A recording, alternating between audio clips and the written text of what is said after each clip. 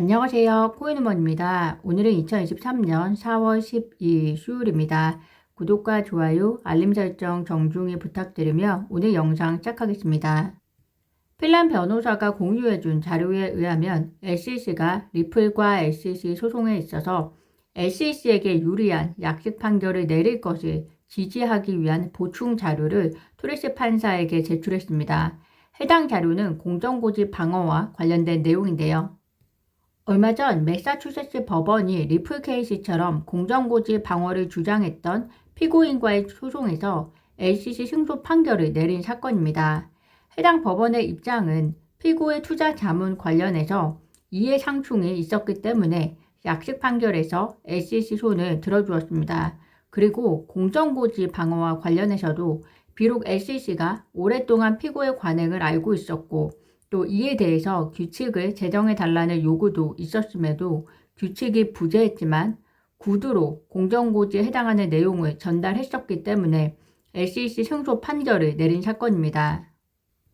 이 소송과 관련해서 SEC는 봐라, 매사추세츠 법원이 공정고지 방어에 대해서 피고 패소 판결을 내렸다. 또 오랜 관행이 있었다는 것을 규제기관이 알고 있었음에도 불구하고 규제기관에 유리한 판결을 내려주었다. 그렇기 때문에 리플이 우리가 명확한 규칙을 제공하지 않은 것과 관련해서 공정고지 방어 주장을 하는데 토레스 판사는 이런 리플의 공정고지 방어 관련된 내용을 기각해야 한다 이런 말이고요. 이에 대해서 호주 암호화폐 변호사 빌리 모건은 이 사건이 표면적으로는 적어도 SEC에 도움이 될 수 있을지언정 그것은 토레스 판사 결정에 대한 구속력이 있는 것은 아니다. 리플 사건과 해당 사건이 다르다는 것을 발견하는 것은 어렵지 않을 것이다 라고 얘기를 하고 있고요. 또 암호화폐가 아닌 어떤 사건도 법원이 새로운 자산과 관련된 소송과 관련 짓거나 또는 힘먼 연설에 대한 잘못된 지침으로 활용해서는 절대 안 된다라고 이야기를 하고 있습니다. 결론적으로 그는 리플이 이번 결정으로 약식 판결 관련 공정한 고지 방어 부분에서 결코 지지 않을 것이라고 예상한다고 이야기를 하고 있고요.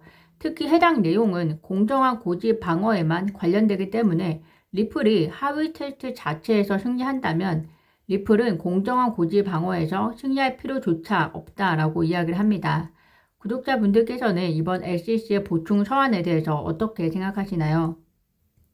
코인베이스는 지난 12월 약속한 대로 이전 XRP 보유자들에게 플레어 에어드랍을 배포하기 시작할 것이라는 소식입니다. 사실 코인베이스가 플레어 에어드랍과 관련해서 XRP 커뮤니티들의 비판을 받았었는데요. 왜냐하면 2022년 12월에 XRP 보유자를 위해서 플레어 에어드랍을 지원하겠다고 하고 이에 대한 약속을 이행하지 않았었기 때문입니다. 결론적으로 에어드랍은 2020년 12월 12일 히넷샵 기간 동안 XRP 토큰을 보유한 지갑에 배포될 예정이라고 하고요. 현재 에어드랍이 시작되고 있는 것으로 알고 있습니다.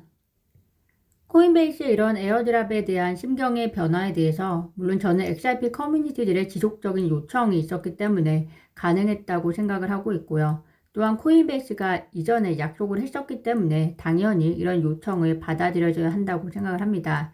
어쨌든 많은 사람들은 플레어 프로젝트가 처음에는 XRP 레저에서 시작이 되었다가 점차 플레어 네트워크로 전환되었던 플레어와 XRP의 긴밀한 관계를 고려할 때 XRP가 플레어 다음으로 코인베이스에 상장되는 것은 아니냐 또 이런 추측들을 하고 있습니다. 몬테네그로 중앙은행은 CBDC 또는 스테이블 코인 형태의 디지털 화폐 관련 전략 그리고 파일럿 프로그램 개발을 위해서 리플과 계약을 체결했다고 발표를 했습니다. 리플 관계자에 의하면 몬테네그로 중앙은행과 협력해서 몬테네그로 최초의 디지털 화폐를 출시할 것이라고 하는데요. 현재 100개 정도 나라에서 CBDC 출시를 위해서 준비를 착수하고 있기 때문에 리플이 CBDC를 개발하는 데 기여하는 것뿐만이 아니라 각 나라의 CBDC를 연결하는 데 중요한 역할을 편안하게 할 수 있는 때가 오기를 진심으로 바라봅니다. 비트코인 및 암호화폐를 적절한 자산으로 인정하지 않는다고 공개적으로 발표했던 버핏이 리플과 밀접한 관계에 있는 일본의 한 회사에 투자를 해서 화제를 모으고 있습니다.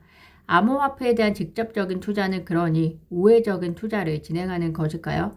그 회사는 바로 스미토모 주식회사인데요. 스미토모 주식회사의 약 5%가 넘는 지분을 버핏이 인수했다고 합니다. 기사에서는 스미토모와 리플의 관계를 다음과 같이 설명을 하고 있는데요. 스미토모 산하의 스미토모 미스 은행은 SBI 리플 아시아은행 컨소시엄의 회원이라고 합니다. SBI는 잘 아시겠지만 리플의 주요 파트너이자 또 지분 관계로도 얽혀져 있는데요. 뿐만이 아니라 해당 컨소시엄 소속의 금융기관은 리플의 기술을 결제에 활용하는 일본의 금융기관 연합이기 때문에 스미토모가 결국 리플과 관계가 있다라고 이야기를 할 수 있을 것 같습니다. 게다가 스미토모 미스 금융그룹은 2020년에 리플의 머니탭에 미공개 금액을 투자했을 뿐만 아니라 리플의 주요 파트너인 SBI 홀딩스의 지분 9.9%를 인수했다는 소식도 있기 때문에 생각보다 리플과의 관계가 매우 긴밀함을 추측하실 수 있을 것 같은데요.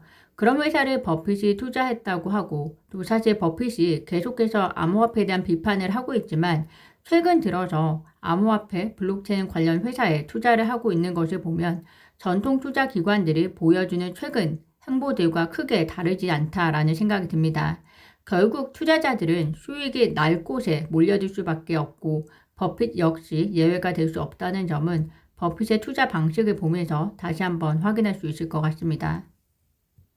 리플 커뮤니티 대표 존 디튼 변호사가 비트코인이 3만 달러를 넘어섰고 이더리움이 상하이 업그레이드를 예고하는 등 암호화폐 상승장 속에서 토레스 판사의 리플과 SEC 소송에 대한 판결이 가장 큰 호재로 다가올 것이라는 글을 남겼습니다.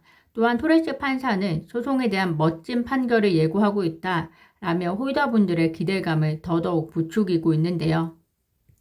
짧으면 한 달, 길면 언제가 될지 모를 판결에 대한 일정이고 비록 SEC는 암호화폐 전문 변호사에 대한 고용을 계속 증대시키면서 암호화폐 산업에 대한 공격적인 집행을 멈추지 않을 것을 보여주고 있지만 리플과 SEC 소송의 결과가 SEC가 고용하는 암호화폐 전문 변호사의 역할을 분명하게 정의 내려주는 데 기여할 수 있을 거라는 생각이 듭니다. 제가 오늘 준비한 방송은 여기까지입니다. 오늘도 영상 시청 진심으로 감사드리고요. 구독과 좋아요, 알림 설정은 코인우먼에게 큰 힘이 됩니다. 감사합니다.